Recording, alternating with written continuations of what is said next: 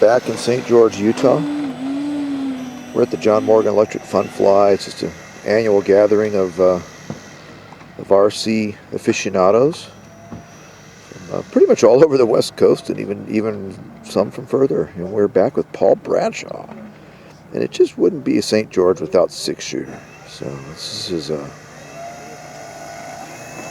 beautiful old T6. Yeah, a little chippy, huh? She's a little chippy off the bridle. Wants to go. Yeah, this is flying on a super neat.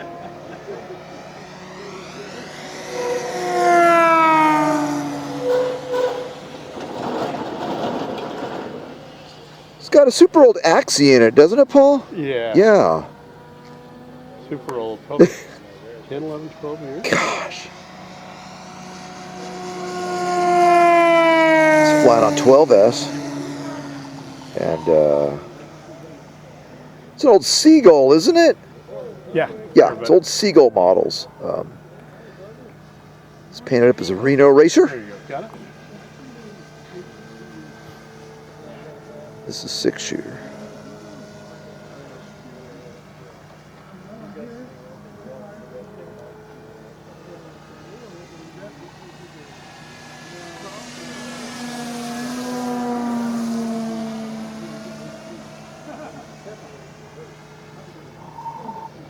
Looks resplendent in its Reno Racer colors.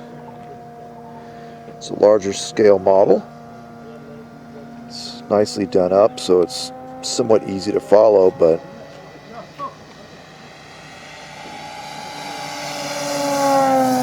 its speed just means that it's really hard to track. We had 7 of these racing here one day. And oh yeah, back in the day, yeah. They actually, yeah, the club had a racing league, and there was, Paul said there was up to 7 of these. This is the final survivor, because of course when you're racing, if you ain't trading paint, you ain't racing. So, but they used to have a racing league, the club did here. It's Remote Possibilities, St. George, Utah. And this is the lone survivor.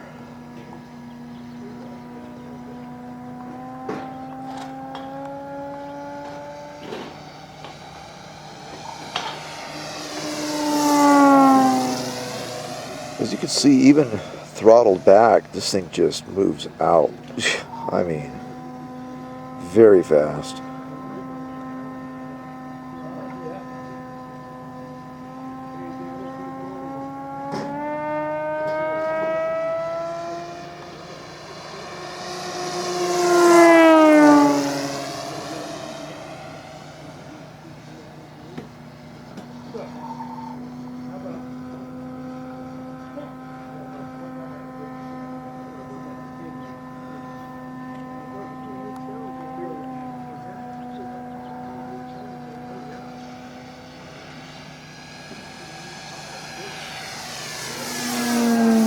How big's that prop, Paul? Is it 22-inch or something? It's 20 by 10. 20 by 10.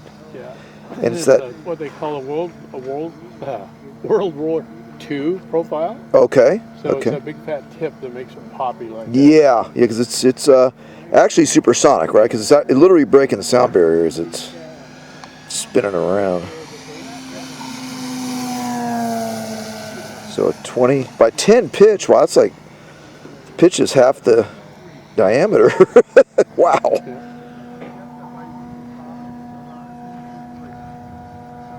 20 by 8s are noisier, but the really? It's too slow. Wow. Okay.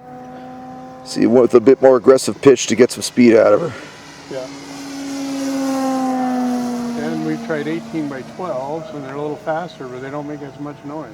Huh. So that you've settled on this, and yeah. it's worked for you for many years. What, at Castle Creations, like what, 120 in there or something? Yeah, exactly. That's 12S, the Roaring Top 6250s. Roaring Top 6250s. Boy, they're really a standard battery anymore, aren't they? They make some good batteries.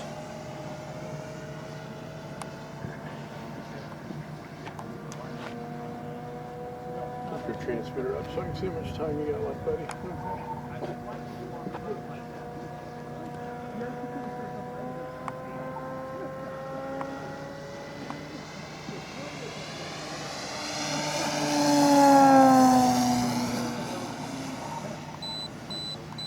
Uh-oh. There we go. Time to ride the Tiger. These T6s. The only thing about a T6 is that they're notorious for being quite cantankerous on the landings.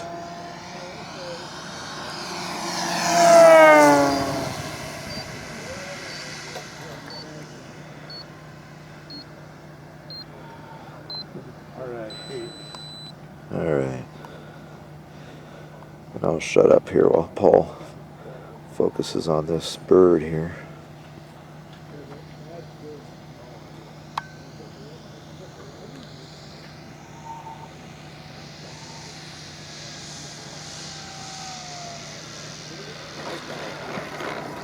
It's not over yet. I know.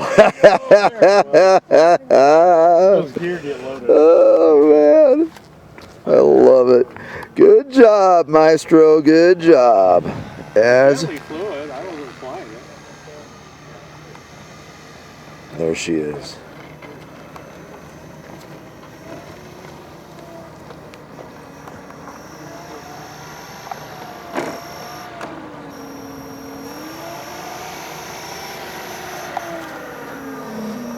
Outstanding, Paul. Outstanding, brother Paul.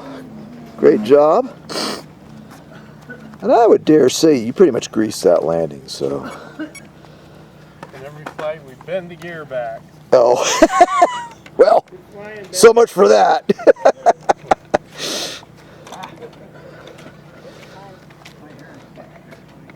Yeah, can you imagine 7 of those There you facing go. each other around? All right. Well, hey, he's sharing the tricks of the trade with a young novice here, or actually not novice. That's Brent Heck's son, who, by the way, has a very keen interest in T6 Texans. He has one himself he's been flying, and he just went to the Reno races. Thank you, Paul, very much, brother. Thank you. All right. We're here at the St. George John Morgan Electric Fest 2022 variety. All right. Thanks for watching, everybody. Don't forget to like, comment, and subscribe. All the best from Just Wing It here at St. George, Utah. Cheers, everybody.